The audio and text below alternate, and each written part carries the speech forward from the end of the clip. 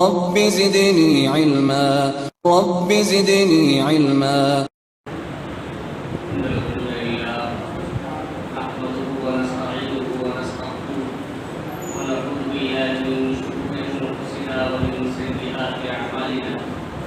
من يهده الله فلا مضل له ومن يضلل فلا هادي له واشهد ان لا اله الا الله وحده لا شريك له واشهد ان محمدا عبده ورسوله. يا ايها الذين امنوا اتقوا الله حق تقاته ولا تموتن الا وانتم مسلمون. يا ايها الناس اتقوا ربكم الذي خلقكم من نفس واحده وخلق منها زوجها وبث منهما رجالا كثيرا ونساء واتقوا الله الذي تساءلون به والارحام ان الله كان عليكم رقيبا.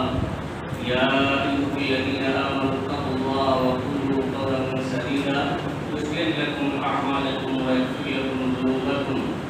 ومن يطع الله ورسوله فقد فاز فوزا عظيما. اما بعد فإن خير الحديث كتاب الله وخير الهدي هدي محمد صلى الله عليه وسلم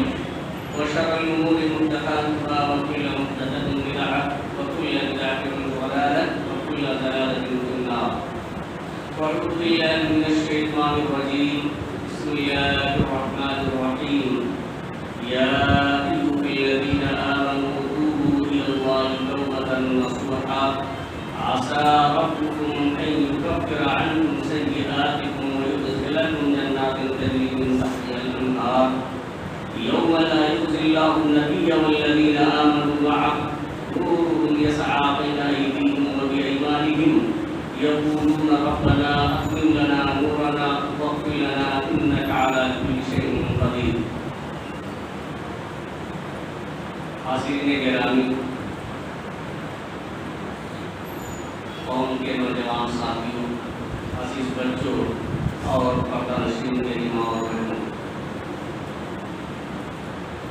حمد و صلات کے بعد سورہ تحریم کی 8 نمبر آیت کریمہ آپ حضرات کے سامنے تلاوت کی گئی ہے، جس میں اللہ رب العالمین نے مومنوں کو اپنے گناہوں سے توبہ کرنے کا حکم دیا ہے اور ساتھ ہی توبہ کرنے کا کیا فائدہ ہے اس کا ذکر فرمایا ہے۔ سب سے پہلے ہمیں اور آپ کو یہ سمجھنا چاہیے کہ توبہ کہتے کسے اور توبہ کی قبولیت کے لیے کیا شرطیں ہیں۔ تو توبہ کا معنی ہے رجوع کرنا، واپس لوٹ کر آنا۔ بندہ جب گناہ کرتا ہے، کوئی جرم کرتا ہے، کوئی غلط کام کرتا ہے، تو وہ اللہ رب العالمین سے بہت دور چلا جاتا ہے، وہ پھر شیطان کا قریبی بن جاتا ہے، اللہ رب العالمین سے دور چلا جاتا ہے اور شیطان کا قریبی بن جاتا ہے۔ لیکن جب اس گناہ پر نادم اور شرمندہ ہوتا ہے، اس سے رجوع کرتا ہے، پھر اللہ تبارک و تعالیٰ کے سامنے حاضر ہو کر کے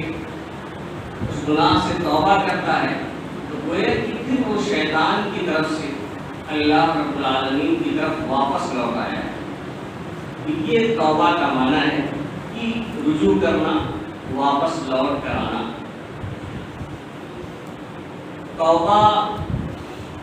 کی قبولیت کے لیے 3 شرطیں ہیں اگر اس کا تعلق اللہ سے، یعنی اگر گناہ ایسا ہے جس کا تعلق اللہ رب العالمین کی ذات سے ہے، کسی آدمی سے نہیں ہے، کسی بندے سے نہیں ہے، تو توبہ کی قبولیت کے لیے 3 شرطیں ہیں۔ پہلی شرط یہ ہے کہ اس گناہ کو فوراً چھوڑ دے جس سے وہ توبہ کر رہا ہے، اور دوسری شرط یہ ہے کہ اس پر نادم اور شرمندہ ہو، جو اس سے جرم ہوا ہے، جو اس سے گناہ ہوا ہے، اس گناہ پر نادم ہو، شرمندہ ہو، اور تیسری شرط یہ ہے کہ دوبارہ کبھی اس گناہ کے قریب نہ جانے کا عزم مصمم کر لے، پختہ ارادہ کر لے۔ یہ تین شرطیں اگر جرم کا تعلق اللہ رب العالمین کی ذات سے ہے، کسی بندے سے نہیں ہے، لیکن اسی گناہ کا تعلق اگر بندے سے ہے، یعنی اس گناہ کا تعلق حقوق العباد سے ہے، تو اس کے لیے چار شرطیں، تین شرطیں تو یہی ہیں جو ابھی آپ کے سامنے ذکر کیے ہیں، لیکن ایک چوتھی شرط بھی ہے، وہ یہ کہ جس بندے کا حق اس کے اوپر ہے اس حق کو ادا کرے۔ اگر کسی کا مال غصب کر لیا ہے تو اسے واپس کرے، کسی کو مار دیا ہے تو پھر وہ اس پر اس شخص کو قادر بنائے کہ وہ اس سے بدلہ لے یا پھر اسے معاف کر دے۔ تو اگر گناہ کا تعلق اللہ رب العالمین کے ذات سے ہے تو تین شرطیں اس کی قبولیت کے لیے، اور اگر بندے سے ہے تو چار شرطیں ہیں۔ تو اللہ رب العالمین کی اس آیت کریمہ میں یہ حکم دیا، یا ایھا الذین آمنوا توبوا الی اللہ توبۃ نصوحا، کہ اے ایمان والو تم اللہ رب العالمین کے سامنے سچی اور خالص توبہ کرو۔ یہاں توبۃ نصوحا کا لفظ اللہ رب العالمین نے فرمایا ہے۔ توبۃ نصوح کے متعلق علامہ بغوی رحمۃ اللہ علیہ نے تفسیر بغوی کے اندر لکھا ہے کہ قال عمر وابی بن معاذ التوبۃ النصوح ان یتوب ثم لا يعود الى الذنب كما لا يعود اللبن الى الزرع۔ توبۃ النصوح کہتے ہیں کہ بندہ اپنے گناہ سے توبہ کرے اور پھر وہ اس گناہ کے قریب واپس نہ جائے، دوبارہ وہ گناہ نہ کرے، ایسے ہی جیسے کہ کما لا یعود اللبن الی الزرع، جس طرح سے تھن سے دودھ نکالنے کے بعد پھر دودھ کو واپس تھن میں داخل نہیں کیا جا سکتا ہے، ڈالا نہیں جا سکتا ہے۔ بھائی کوئی جانور ہے، آپ دودھ سے نکال لیتے ہیں اس کے تھن سے، اب دوبارہ اس کے تھن میں وہی دودھ کوئی شخص داخل کرنا چاہے تو یہ ممکن نہیں ہے، امر محال۔ تو ایسے ہی حضرت عمر رضی اللہ تعالیٰ عنہ، حضرت ابی اور حضرت معاذ رضی اللہ تعالیٰ عنہ کہتے ہیں کہ توبۃ النصوح جو اللہ رب العالمین نے یہاں فرمایا ہے وہ یہی ہے کہ جو جس جرم سے، جس گناہ سے بندہ توبہ کر رہا ہے، بالکل اتنا عزم مصمم کر لے، ایسا پختہ ارادہ کر لے کہ اب دوبارہ وہ جرم اور وہ گناہ نہیں کروں گا، جیسے کہ جانور کے تھن سے نکالے ہوئے دودھ کو واپس اس میں ڈالا نہیں جا سکتا ہے۔ یہ اس کی تفسیر کی ہے حضرت عمر رضی اللہ تعالیٰ عنہ، ابی اور معاذ رضی اللہ تعالیٰ عنہ نے۔ توبہ کے تعلق سے اللہ کے رسول صلی اللہ علیہ وسلم خود، جبکہ آپ صلی اللہ علیہ وسلم معصوم علی خطا، آپ گناہوں سے پاک صاف تھے، اس کے باوجود آپ صلی اللہ علیہ وسلم کا یہ معمول تھا۔ حضرت ابو ہریرہ رضی اللہ تعالیٰ عنہ کہتے ہیں کہ سمعت رسول اللہ صلی اللہ علیہ وسلم یقول، کہ میں نے اللہ کے رسول صلی اللہ علیہ وسلم کو فرماتے ہوئے سنا، واللہ انی لاستغفر اللہ واتوب الیہ فی اليوم اکثر من 70 مرہ، رواہ البخاری۔ یہ بخاری شریف کی روایت ہے۔ حضرت ابو ہریرہ رضی اللہ تعالیٰ عنہ کہتے ہیں کہ میں نے اللہ کے رسول صلی اللہ علیہ وسلم کو فرماتے ہوئے سنا کہ اللہ کی قسم، میں اللہ تبارک و تعالیٰ سے اپنے گناہوں کی بخشش مانگتا ہوں اور اللہ رب العالمین کے سامنے توبہ کرتا ہوں دن میں 70 مرتبہ سے زائد۔ آپ بتائیے کہ جو شخصیت گناہوں سے پاک صاف، جس کے ذمہ کسی طرح کا کوئی گناہ نہیں ہے، اس شخصیت کا یہ حال تھا، اس ہمارے آخری نبی جناب محمد رسول اللہ صلی اللہ علیہ وسلم کا یہ حال تھا کہ دن میں 70 مرتبہ سے زائد استغفار کرتے تھے اور 70 مرتبہ سے زیادہ اپنے گناہوں سے توبہ کیا کرتے تھے، جبکہ آپ صلی اللہ علیہ وسلم گناہوں سے پاک اور صاف تھے۔ بلکہ ایک دوسری حدیث کے اندر آتا ہے، عقب بن یسار مزنی رضی اللہ تعالیٰ عنہ کہتے ہیں کہ اللہ کے رسول صلی اللہ علیہ وسلم نے فرمایا، یا ایھا الناس، کہ اے لوگو توبوا الی اللہ، اللہ رب العالمین کے سامنے تم توبہ کرو جب تم سے گناہ ہو جائے۔ دیکھیں، گناہ ہو جانا یہ کوئی بڑی بات نہیں ہے، انسان سے گناہ ہو سکتے ہیں، وہ گناہوں کا ایک پتلا ہے، لیکن گناہ پر مصر رہنا، اس پر اڑے رہنا یہ بڑا جرم ہے، یہ سب سے بڑا جرم ہے۔ تو اللہ کے رسول صلی اللہ علیہ وسلم نے فرمایا یا ایھا الناس توبوا الی اللہ، کہ اے لوگوں اللہ رب العالمین کے سامنے تم توبہ کرو، واستغفروا، اور اپنے گناہوں کی مغفرت طلب کیا کرو، فإنی اتوب فی اليوم 100 مرہ، کیونکہ میں دن میں 100 مرتبہ اللہ رب العالمین کے سامنے توبہ کرتا ہوں۔ یہ اللہ کے رسول صلی اللہ علیہ وسلم کا حال ہے کہ خود اپنے بارے میں بھی آپ سے فرمایا کہ میں 100 مرتبہ توبہ کرتا ہوں اللہ رب العالمین کے سامنے، اس لیے تم بھی اپنے گناہوں سے توبہ و استغفار کرتے رہو۔ ایک حدیث کے اندر آتا ہے کہ اللہ کے تبارک و تعالی اپنے بندے سے بہت زیادہ خوش ہوتا ہے۔ اگر کسی بندے سے کوئی گناہ ہو جائے، اور ایسا ہو ہی نہیں سکتا ہے کہ بندے سے گناہ نہ ہو، تو جب بندے سے گناہ ہوتا ہے، کوئی جرم وہ کر بیٹھتا ہے، لیکن اس گناہ پر جب وہ شرمندہ ہوتا ہے، اللہ رب العالمین کے سامنے حاضر ہوتا ہے اور اپنے گناہوں پر نادم ہوتا ہے اور اللہ کے سامنے روتا ہے، گڑگڑاتا ہے، معافی مانگتا ہے، تو اللہ رب العالمین اس بندے سے اس سے بھی زیادہ خوش ہوتا ہے جو جنگل بیابان میں سفر کر رہا ہو اور اس کے اونٹ پر اس کے کھانے پینے کا ساز و سامان ہو، اچانک اس کا اونٹ اس سے غائب ہو جائے، تلاش بسیار کے بعد تھک ہار کر کے وہ واپس آ کر کے ایک درخت کے نیچے سو جائے۔ اب وہ یہ سمجھ رہا ہو کہ اب اونٹ ملنے والا نہیں، کھانے پینے کا سامان سب اسی پہ لگا ہوا تھا، اب سوائے موت کے کوئی چارہ نہیں ہے، کوئی یہاں پرسانے حال نہیں ہے، سو جاتا ہے، مایوس ہو جاتا ہے کہ اب کیا ہوگا، پریشان ہوتا ہے۔ لیکن جب اس کی نیند کھلتی ہے تو وہاں دیکھتا ہے کہ اس کا اونٹ اس کے ساز و سامان کے ساتھ جو غائب ہو گیا تو وہ موجود ہے۔ آپ بتائیے وہ بندہ کتنا خوش ہوگا۔ اللہ کی مسلم شریف کی روایت کے اندر ہے کہ وہ بندہ اتنا خوش ہو جاتا ہے، اتنا خوش ہوتا ہے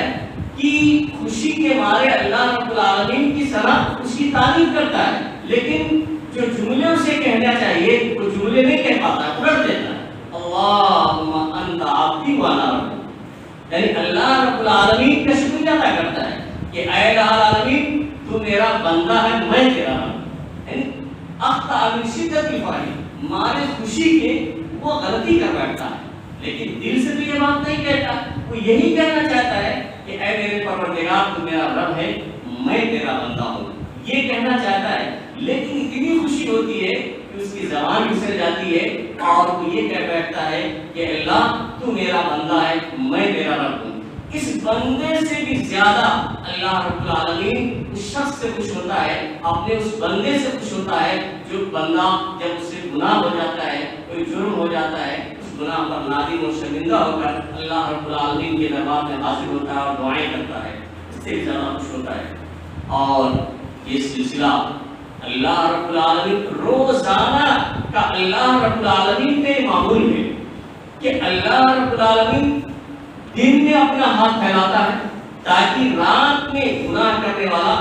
دن میں توبہ کر لے، اپنے گناہوں سے رجوع کر لے، اللہ رب العالمین کی طرف آ جائے۔ ابو موسیٰ اشعری رضی اللہ تعالیٰ عنہ حدیث کے راوی ہیں، وہ کہتے ہیں کہ اللہ کے رسول صلی اللہ علیہ وسلم نے فرمایا ان اللہ یبسط یدہ باللیل لیتوب مسیء النہار، کہ اللہ رب العالمین رات میں اپنا ہاتھ پھیلاتا ہے تاکہ دن میں برائی کرنے والا رات میں اللہ رب العالمین سے توبہ کر لے، اس کی طرف رجوع کر لے۔ وَيَبْسُطُ يَدَهُ بِالنَّهَارِ لِيَتُوبَ مُسِيءُ اللَّيْلِ، اور دن میں اپنا ہاتھ پھیلاتا ہے تاکہ رات میں گناہ کرنے والا، رات میں غلطی کرنے والا، جرم کا ارتکاب کرنے والا وہ دن میں اللہ رب العالمین سے توبہ کر لے۔ حَتَّى تَطْلُعَ الشَّمْسُ مِن مَغْرِبِهَا، یعنی یہ سلسلہ اس وقت تک جاری رہے گا جب تک قیامت کی بڑی نشانیوں میں سے یہ نشانی نہ ظاہر ہو جائے کہ سورج آج مشرق سے نکلتا ہے، مغرب سے نکلنے لگے، یعنی سورج کے مغرب سے جب نکلنے لگے گا تو پھر توبہ کا دروازہ بند ہو جائے گا۔ اس وقت کوئی شخص توبہ کرے گا تو اللہ رب العالمین کے ہاں پھر توبہ کو قبول نہیں کیا جائے گا۔ تو اس وقت تک کہ اللہ رب العالمین کا سلسلہ جاری رہے گا کہ اللہ رب العالمین دن میں اپنا ہاتھ پھیلائے گا تاکہ رات میں گناہ کرنے والا توبہ کر لے، اور رات میں اپنا ہاتھ پھیلائے گا تاکہ دن میں گناہ کرنے والا اللہ رب العالمین کی طرف رجوع کر لے، اپنے گناہوں سے توبہ کر لے۔ اسی طرح سے ایک دوسری حدیث کے اندر آتا ہے، عبداللہ بن عمر بن خطاب رضی اللہ تعالیٰ عنہ حدیث کے راوی ہیں، وہ کہتے ہیں کہ اللہ کے رسول صلی اللہ علیہ وسلم نے فرمایا ان اللہ عز وجل یقبل توبۃ العبد ما لم یغرر، رواہ ترمذی، یہ ترمذی شریف کی روایت ہے اور یہ روایت حسن ہے کہ عمر بن خطاب، عبداللہ بن عمر بن خطاب رضی اللہ تعالیٰ عنہ کہتے ہیں کہ اللہ کے رسول صلی اللہ علیہ وسلم نے فرمایا کہ بے شک اللہ رب العالمین اپنے بندے کے توبہ کو قبول فرماتا ہے کب تک ما لم یغرر، جب تک کہ جاننے کے عالم میں نہ ہو، یعنی بندہ آخری عمر تک اللہ رب العالمین اس کی توبہ کو قبول فرما لے گا۔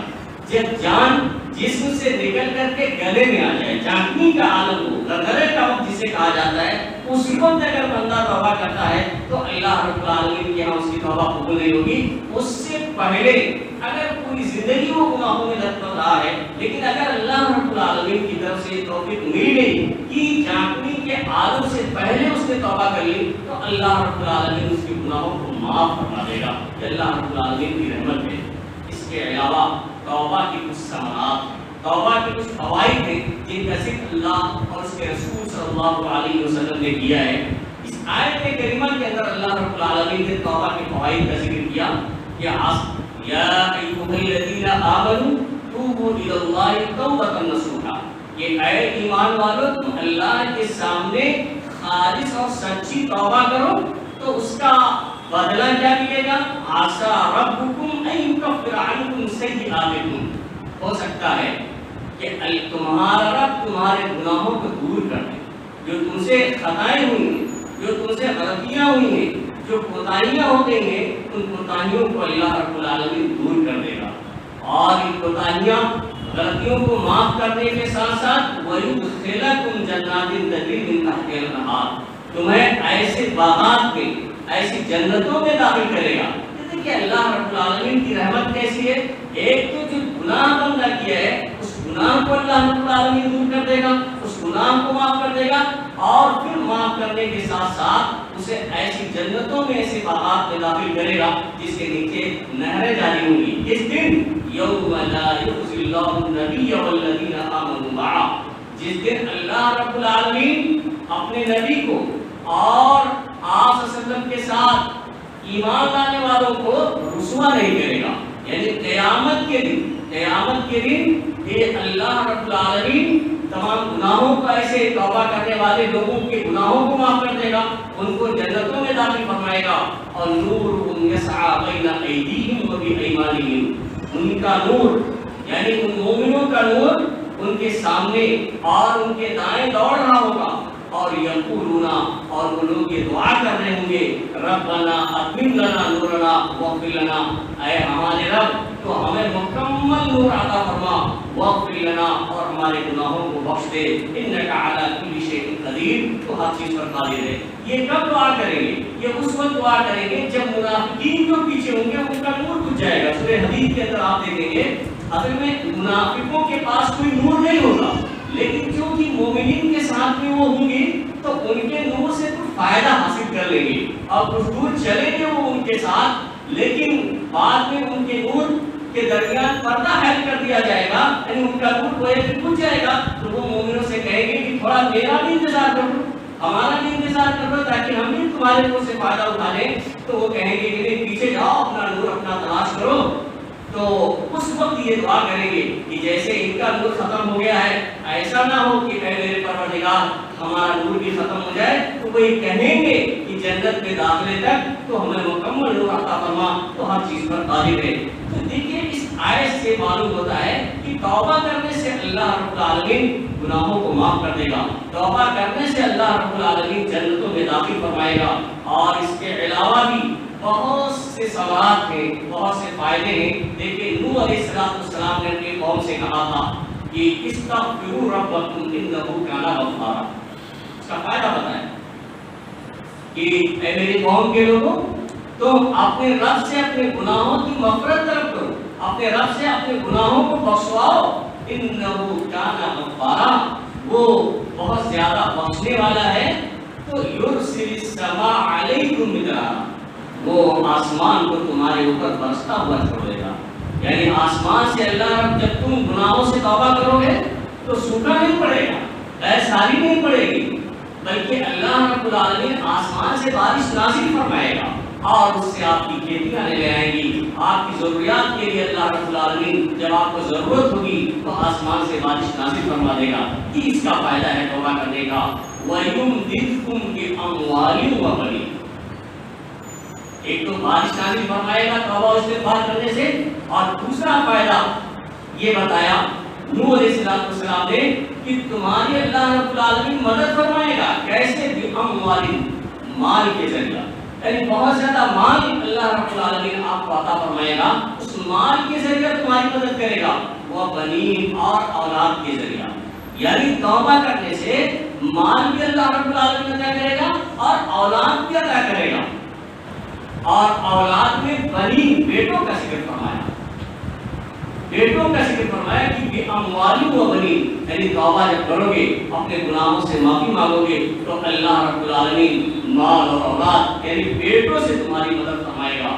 وَيَجْعَلْ لَكُمْ جَنَّاتٍ وَيَجْعَلْ لَكُمْ أَنْهَارًا، اور تمہیں باغات عطا کرے گا، اسی طرح سے تمہارے لیے نہریں اللہ رب العالمین نکالے گا۔ شرط یہ ہے کہ تم سچے مانو، صحیح طریقے سے اپنے گناہوں کی بخشش طلب کرو اللہ رب العالمین سے۔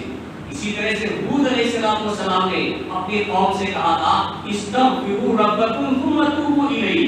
کہ اے میری قوم کے لوگوں تم اپنے رب سے اپنے گناہوں کی مغفرت طلب کرو، ثم توبوا الیہ، اور اللہ رب العالمین کے سامنے تم توبہ کرو۔ یرسل السماء علیکم مدرارا، وہ تمہارے اوپر برستا ہوا آسمان کو چھوڑ دے گا، وَيَزِدْكُمْ قُوَّةً إِلَىٰ قُوَّتِكُمْ، اور تمہیں مزید طاقت و قوت عطا کر دے گا۔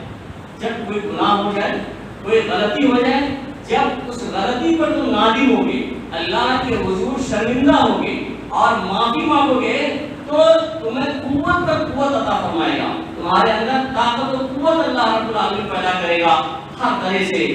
اور وَلَا تَتَوَلَّوْا مُجْرِمِينَ، تم جرم کرتے ہوئے گردانی نہ کرو، یعنی گناہ ہو جائے، غلطی ہو جائے تو سر جھکاؤ، اللہ کے سامنے نادم و شرمندہ ہو، پشیمان ہو، رو اور گڑگڑاؤ۔ ایسا نہ ہو کہ جرم پر آپ ڈٹے رہیے اور اللہ رب العالمین جرم کرتے ہوئے اللہ رب العالمین سے گردانی اور اس سے اعراض کیجیے، بلکہ اگر استغفار لوگ کرتے رہیں گے تو اللہ رب العالمین کا ایک وعدہ ہے کہ جو قوم یا جو لوگ اللہ رب العالمین کے سامنے روئیں گے، گڑگڑائیں گے، اپنے گناہوں سے معافی مانگیں گے تو اللہ رب العالمین ایسی قوم پر عذاب نہیں بھیجے گا۔ اللہ رب العالمین فرماتے ہیں سورہ انفال کے اندر وَمَا كَانَ اللَّهُ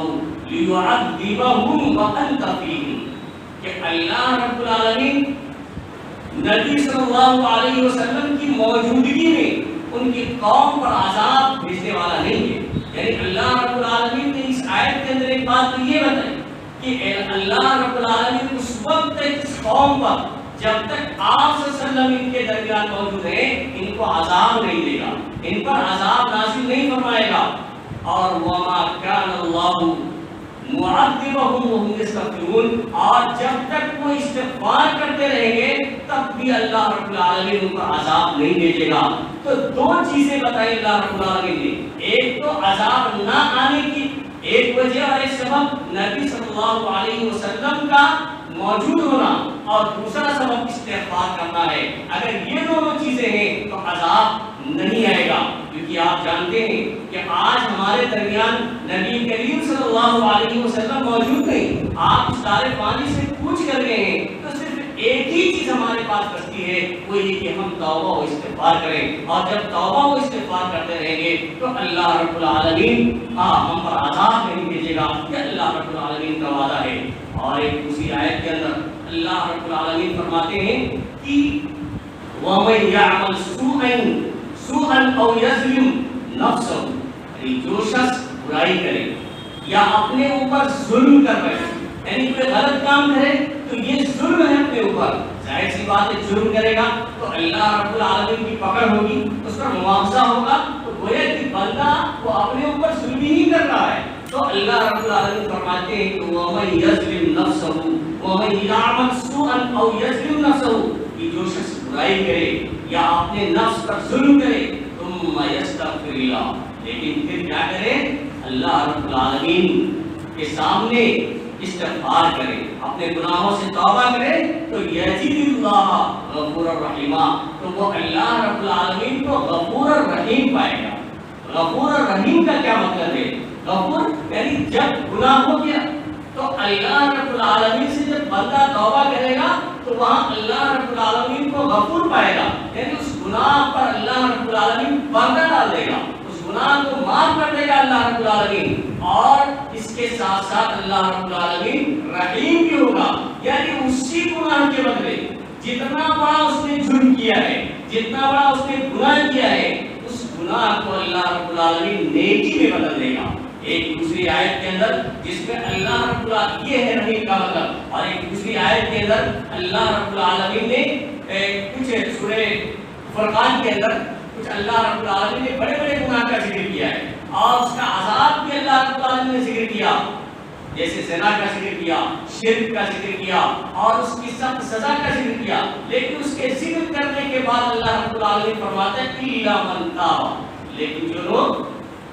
توبہ کر لیں، وہ آمن اور ایمان لے آئیں، وہ عامل صالحا اور نیک عمل کریں، یعنی شرک کا ارتکاب ہو چکا تھا، زنا کاری بندہ کر چکا تھا، جھوٹی گواہی دے چکا تھا، یعنی بڑے بڑے گناہ اس نے کر لیے، لیکن اور اس کی سخت سزا متعین ہے اللہ رب العالمین کے ہاں، لیکن اس گناہ کرنے کے بعد اللہ رب العالمین کی طرف سے اسے توفیق مل گئی الا من تاب، لیکن جو لوگ توبہ کر لیں، وہ آمن اور ایمان لے آئیں، وعمل صالحا اور نیک عمل کرے تو فاولئک یبدل اللہ سیئاتہم حسنات، تو یہ وہ لوگ ہیں، یہی لوگ ہیں کہ اللہ رب العالمین ان کے گناہوں کو نیکیوں میں بدل دے گا۔ آدمی نے زنا کیا، کتنا بڑا جرم ہے، کتنا بڑا گناہ ہے، لیکن اگر وہ سچے دل سے توبہ کر لیتا ہے،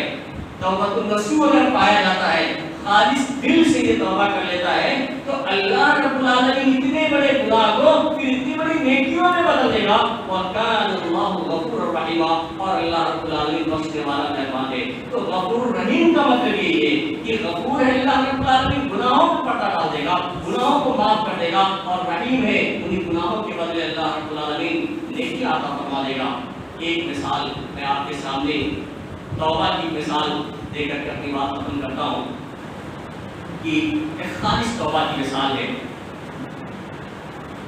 مسلم شریف کی روایت ہے، عمران بن حسین رضی اللہ تعالیٰ عنہ حدیث کے راوی، عمران بن حسین الخزاعی کو کہتے ہیں کہ ان امرأة من جہینہ اتت رسول اللہ صلی اللہ علیہ وسلم وهي حبلى من الزنا، کہ قبیلہ جہینہ کی ایک عورت، قبیلہ جہینہ کی ایک عورت اللہ کے رسول صلی اللہ علیہ وسلم کی خدمت میں حاضر ہوئی، وهي حبلى من الزنا، اور زنا کی وجہ سے وہ حاملہ پیٹ میں بچہ، یعنی اس عورت سے مومنہ عورت، لیکن شیطان نے بہکایا، زنا کا شرور ہو گیا، یہاں تک کہ وہ حمل سے بھی ہو گئی، انہیں طلاق نہیں آتا ہے، سکون نہیں آتا ہے، اللہ کے رسول صلی اللہ علیہ وسلم کی خدمت میں وہ حاضر ہوتی اور کہتی ہیں وقالت یا رسول اللہ اصبت حدا فاقم علیہ، کہ اے اللہ کے رسول صلی اللہ علیہ وسلم، میں نے اس جرم کا ارتکاب کیا ہے جس جرم کی وجہ سے مجھ پر حد جاری ہونا چاہیے، تو آپ مجھے حد جاری کر کے پاک اور صاف کر دیجیے، یعنی وہ بتاتی ہیں کہ میں نے مجھ سے زنا کا صدور ہوا ہے، اس لیے آپ مجھے زنا کا حد میرے اوپر جاری کر دیجیے۔ یہ اللہ کے رسول صلی اللہ علیہ وسلم سے بات کرتی ہیں، اللہ کے رسول صلی اللہ علیہ وسلم ان کے والد کو بلاتے ہیں اور کہتے ہیں کہ ان کی صحیح ڈھنگ سے نگرانی کیجیے، جب بچہ جننے کی اس کے بعد میں، ظاہر سی بات ہے بچے کا کیا قصور، اگر رجم کر دیا جائے بچے کا کیا ہو؟ تو اللہ کے رسول صلی اللہ علیہ وسلم نے کہا کہ جب بچہ پیدا ہو جائے گا اس کے بعد میں کیا، جب بچہ پیدا ہو جاتا ہے تو بعض روایت کے اندر آتا ہے کہ بچے کو ایک روٹی کا ٹکڑا وہ دے دیتی ہے، یہ بتانے کے لیے کہ اب دودھ کی ضرورت نہیں ہے، میری اس کی ضرورت نہیں ہے، بچہ کھانے لگا ہے۔ اللہ کے رسول صلی اللہ علیہ وسلم کی خدمت میں وہ حاضر ہوتی ہیں اور کہتے اللہ کے رسول صلی اللہ علیہ وسلم اب آپ مجھے پاک کر دیجیے۔ آپ صلی اللہ علیہ وسلم حکم دیتے ہیں، انہیں باندھ دیا جاتا ہے سختی سے اور اس کے بعد پتھر سے مار مار کر انہیں رجم کر دیا جاتا ہے، کیونکہ آپ جانتے ہیں شریعت کا یہ قانون ہے کہ اگر شادی شدہ کوئی مرد یا عورت زنا کرے تو انہیں پتھر سے مار مار کر ہلاک کر دیا جائے، انہیں رجم کر دیا جائے گا، اور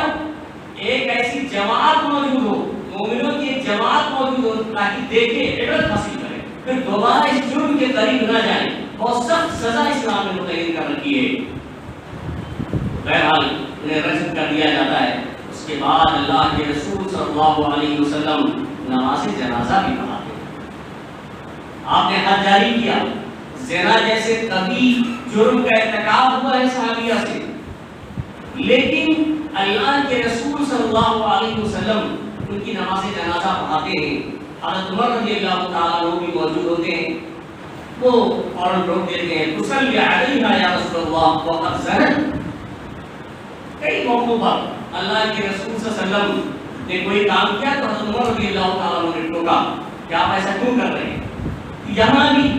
انہوں نے ٹوکا کہ اللہ کے رسول صلی اللہ علیہ وسلم آپ اس عورت کی نماز جنازہ پڑھا رہے ہیں، حالانکہ انہوں نے تو زنا جیسا کبھی جرم کیا ہے، اتنا غلط کام کیا ہے، پھر بھی آپ نماز جنازہ پڑھانے کے لیے آگے بڑھ گئے، آپ نے نماز جنازہ پڑھائی۔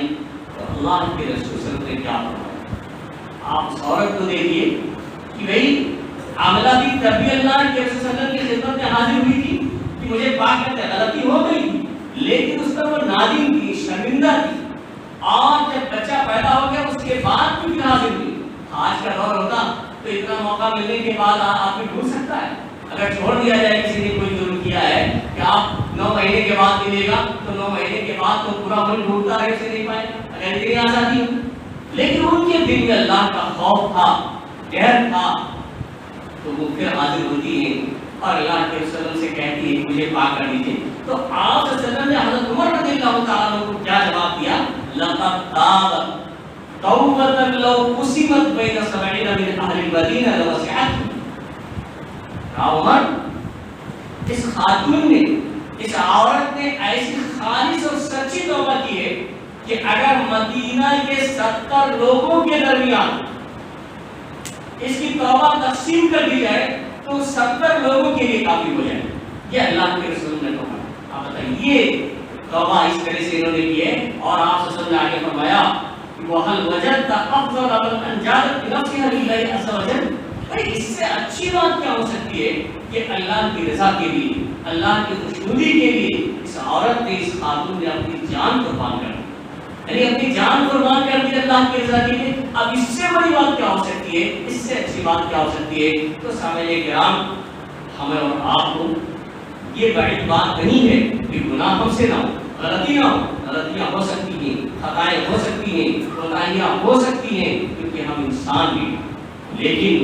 اس پر مصر رہنا یہ زیادہ بڑا جرم ہے۔ جب بھی کوئی غلطی ہو جائے تو ہمیں اس پر نادم اور شرمندہ ہونا چاہیے، گناہ سے توبہ کرنا چاہیے، اللہ رب العالمین کے دربار میں حاضر ہو کر کے ان تمام گناہوں کا مداوع کرنا چاہیے، اور جب ان گناہوں سے ہم توبہ کریں گے، رجوع کریں گے، تو پھر اللہ رب العالمین کی رحمتیں ہم پر نازل ہوگی۔ اللہ رب العالمین سے دعا ہے کہ الہ العالمین ہمیں کتاب و سنت کے مطابق زندگی گزارنے کی توفیق عطا فرمائے۔ الہ العالمین ہم سے جو کوتاہیاں ہو گئی ہیں، جو ہم سے گناہ ہو گئے ہیں، ان گناہوں کو تو معاف فرما دے۔ الہی تو غفور ہے، تو رحیم ہے، میری لفظوں پر نظر نہ کر، تو غفور ہے، تو رحیم ہے، میری لفظوں پر نظر نہ کر، میری حقوق عطا، میری حقوق عطا نہ وہ تجھ میں کم رہے، ان کے کم۔ وآخر دعوانا الحمد للہ رب العالمین۔ السلام علیکم ورحمۃ اللہ وبرکاتہ۔